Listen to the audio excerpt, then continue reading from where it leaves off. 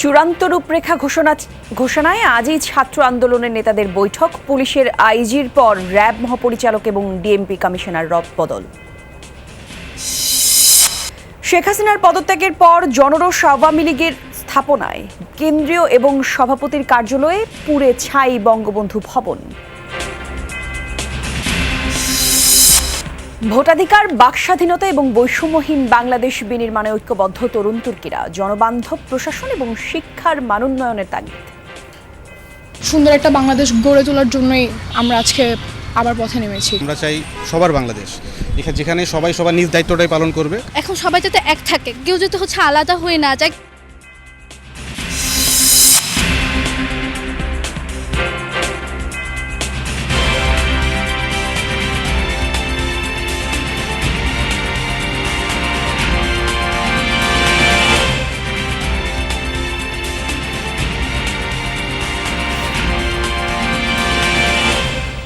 যমুনা নিউজে আমন্ত্রণ। দর্শক, আপনাদের সঙ্গে আমি জান্নাতুল কলি আছি। সংবাদের শিরোনাম দেখছিলেন শুরুতে। অন্তর্বর্তী সরকারের রূপরেখা চূড়ান্ত করতে আজই বৈঠকে বসেছেন বৈষম্য বিরোধী ছাত্র আন্দোলনের সমন্বয়করা। ঢাকা বিশ্ববিদ্যালয়ে আছেন সহকর্মী আখলাকুস সাফা। সরাসরি তার কাছে যাচ্ছি। সাফা, জানাবেন সমন্বয়করা কখন বৈঠকে বসতে পারেন? তাদের বৈঠকের বিষয়ে কোনো তথ্য আপনার কাছে এসেছে কিনা?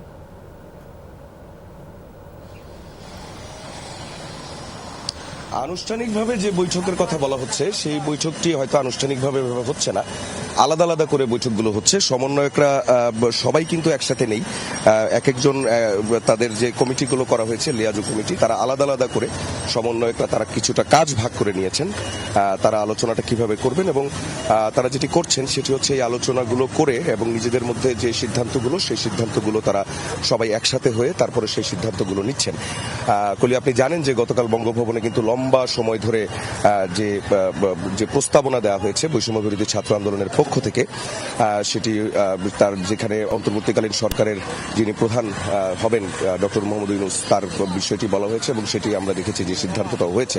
আরও কারা সদস্যরা থাকবেন সেই বিষয়টি রাজনৈতিক দলগুলোর সাথে আলোচনা করার কথা বলা হয়েছে এবং সেই আলোচনাটা কিভাবে হবে এইসব নিয়েই কিন্তু এখন মূলত যে সমন্বয়করা যারা আছেন তারা আলাদা আলাদা করে তাদের কাজ ভাগ করে কাজগুলো করছেন।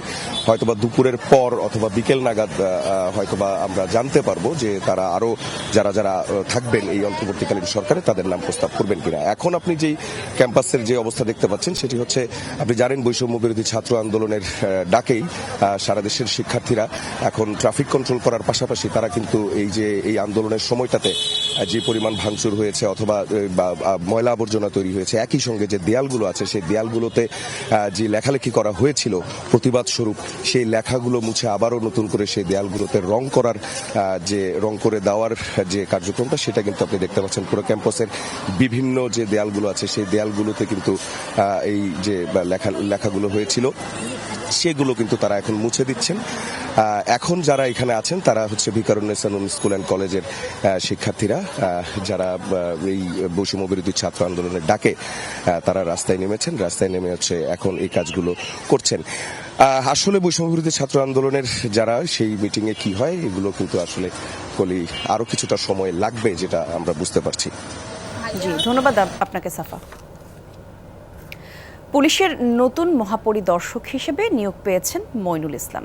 তিনি সুপার নিউমারি অতিরিক্ত পুলিশ মহাপরিদর্শক পদে ট্রাফিক অ্যান্ড ড্রাইভিং স্কুলের কমান্ড্যান্ট হিসেবে দায়িত্ব পালন করছিলেন। নতুন আইজিপি মইনুল ইসলাম 12তম ব্যাচের কর্মকর্তা।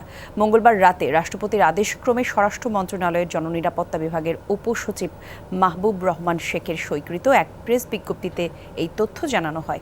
এর আগে সাবেক আইজিপি চৌধুরী আবদুল্লাহ আল মামুনের চুক্তিভিত্তিক নিয়োগ বাতিল করে বিজ্ঞপ্তি দিয়েছে জনপ্রশাসন মন্ত্রণালয়। চাকরির বয়সসীমা পূর্ণ হওয়ায় 2023 সালের 11 জানুয়ারি তিনি স্বাভাবিক অবসরে যান।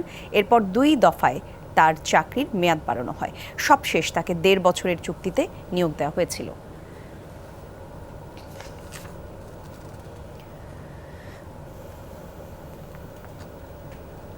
এদিকে র্যাব মহাপরিচালক হিসেবে নিয়োগ পেয়েছেন AKM শহীদুর রহমান।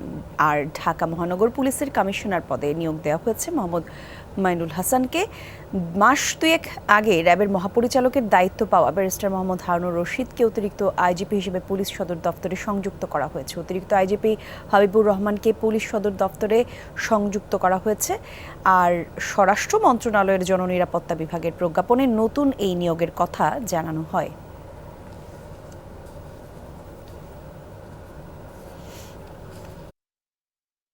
স্বাভাবিক হতে শুরু করেছে রাজধানীর জনজীবন। সকাল থেকেই ঢাকার বিভিন্ন স্থানে বেড়েছে মানুষ এবং যানবাহনের চলাচল। তবে বৃষ্টির কারণে অনেকে আবার বিপাকে পড়েন রাস্তায় বের হয়ে।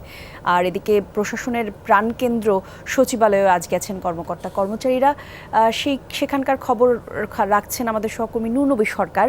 আমাদের সঙ্গে সরাসরি যোগ দিচ্ছেন তিনি। নুনবী, গতকাল তো অনেকের মাঝে এক ধরনের আতঙ্ক ছিল সকালের দিকে, ঠিক একই সময়ে গতকালকের কথা। আজকে সচিবালয়ের সার্বিক পরিস্থিতি কেমন দেখছেন? যারা এসে জয়েন করছেন কাজে, কি বলছেন তারা?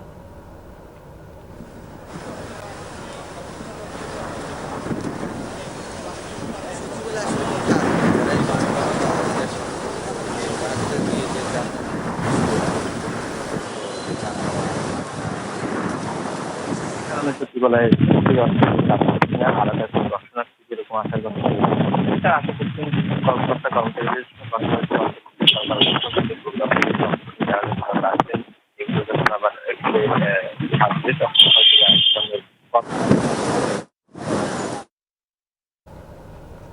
আমাদের সহকর্মী নুনবী সরকার জানানোর চেষ্টা করছিলেন সেখানকার অবস্থা। যাচ্ছি পরের খবরে। ছাত্র জনতার গণঅভ্যুত্থানে শেখ হাসিনা সরকারের পতনের পর উৎসুক জনতার বিনোদন স্থলে পরিণত হয় জাতীয় সংসদ এলাকা। তবে সেনাবাহিনী এবং ছাত্রদের উদ্যোগে স্বাভাবিক রূপে ফিরতে শুরু করেছে এলাকাটি। সকাল থেকে উৎসুক জনতার ভিড় থাকলেও নতুন করে কাউকে সংসদ এবং গণভবন এলাকায় ঢুকতে দিচ্ছেন না সেনাবাহিনীর সদস্যরা। একই সঙ্গে এলাকাটিতে পরিষ্কার কার্যক্রম পরিচালনা করছে ছাত্ররা। বিপুল মানুষের সমাগমের কারণে সংসদ এলাকায় প্রচুর আবর্জনা জমে যায়। পানির বোতল, চিপস, বিস্কিট সহ বিভিন্ন খাবারের সামগ্রী এবং ভাঙচুরের ধ্বংসাবশেষ জমে থাকতে দেখা গেছে। এ সময় শিক্ষার্থীরা বলেন, দেশ আমাদের, দেশ রক্ষা করার দায়িত্ব আমাদের। কিছু মানুষ জেনে কিংবা না জেনে জাতীয় সংসদ ভবন সহ বিভিন্ন গুরুত্বপূর্ণ স্থাপনায় ভাঙচুর, অগ্নিসংযোগ এবং লুটপাট করেছে। আন্দোলন সফল হওয়ার পর পরিষ্কারের কাজটি বেশ আনন্দের সাথেই করছেন শিক্ষার্থীরা। মঙ্গলবার সকাল থেকেই শিক্ষার্থীদের একটি দল সংসদ ভবনে পরিচ্ছন্নতা কার্যক্রম পরিচালনা করেছে।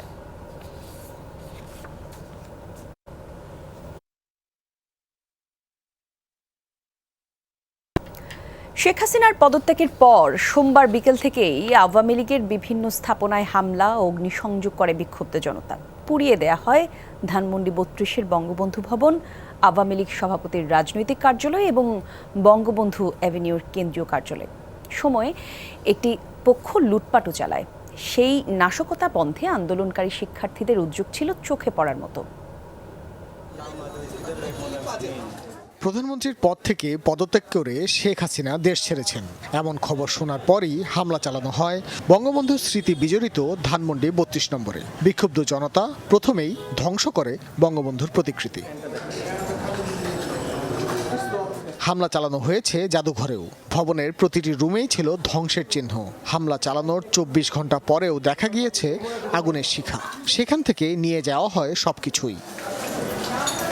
মঙ্গলবার সকালে অনেকেই ভবনটির সামনে ভিড় করেন। এরই মাঝে আন্দোলনে অংশ নেয়া একদল শিক্ষার্থী আপ্রাণ চেষ্টা চালিয়ে যাচ্ছিলেন লুটপাটের হাত থেকে ভবনটি রক্ষায়। আমাদের অ্যাকচুয়ালি আন্দোলনের মূল উদ্দেশ্য এটা ছিল না। এটা যে কোনোভাবে হোক, সম্পদ নষ্ট হোক, এটা আমরা চাই না। রক্ষার দায়িত্ব আমাদের।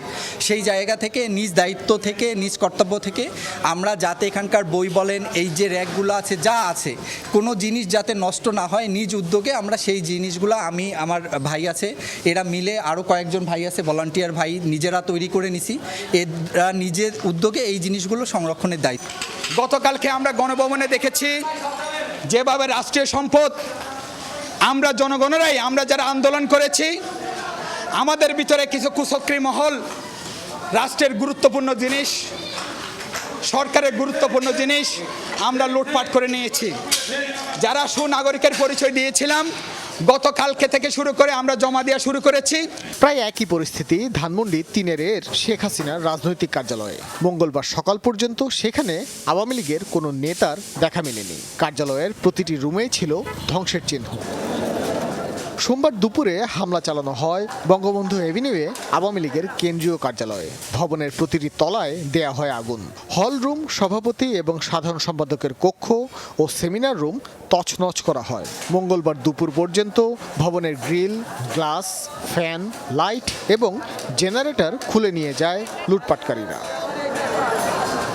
ভাস্কর ভাদুরী, যমুনা নিউজ, ঢাকা।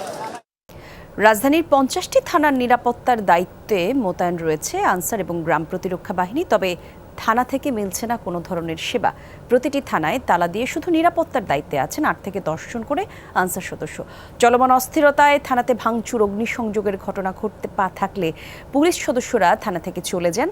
আর এই অবস্থায় থানা নিরাপত্তায় আনসার সদস্য মোতায়েন করা হয়েছে। এদিকে ছাত্রদের পাশাপাশি শহরের ট্রাফিকেরও দায়িত্ব পালন করছে আনসার সদস্যরা। দেশের এমন পরিস্থিতিতে দায়িত্ব পালন করতে পারায় আনন্দিত আনসার বাহিনী। থানাগুলো পুলিশ শূন্য থাকতে পারে না বলে মতামত সাধারণ মানুষের। রাজধানীর মোহাম্মদপুরে ডাকাতির ঘটনা ঘটেছে। মঙ্গলবার রাত 2:30টার দিকে মোহাম্মদপুরের নবোদয় বাজারে একটি বাসায় ডাকাতি হয়। সেখানে সেনাবাহিনীর টহল দল পৌঁছালে ডাকাত দল মোটরসাইকেলে করে পালিয়ে যায় সেখান থেকে। বাসার নিরাপত্তা প্রহরীর অভিযোগ, ডাকাত দল বাসার ভেতরে প্রবেশ করে নগদ অর্থসহ বেশ কিছু মালামাল লুট করে নিয়ে যায়। মোহাম্মদপুরের বিভিন্ন এলাকায় মসজিদে মাইকে ঘোষণা দিয়ে সবাইকে সতর্ক থাকার কথা বলেন। এই ঘটনার পর থেকে এলাকায় বিভিন্ন বিশ্ববিদ্যালয়ের শিক্ষার্থী এবং সেনাবাহিনী সদস্যরা টহল দেয়। আপনার তো জানেন আমি আপনার বাতিয়া, তো আমি দরজা খুললাম, খোলার পরে সেই এত লম্বা এক রামদা দেখে আমার ঘেটি এখানে ধরছে প্রায় 2 লাখ টাকার মতন। এই টাকাগুলো সব নিয়ে গেছে এবং আমাকে এখানে কয়েকটা বাই দিছে। যাওয়ার সময় বলছে কাউকে বলবি না, কালকে 5 লাখ টাকা রেডি রাখবি। চলমান পরিস্থিতিতেও বাংলাদেশের সহযোগিতা অব্যাহত রাখবে আন্তর্জাতিক মুদ্রা তহবিল IMF।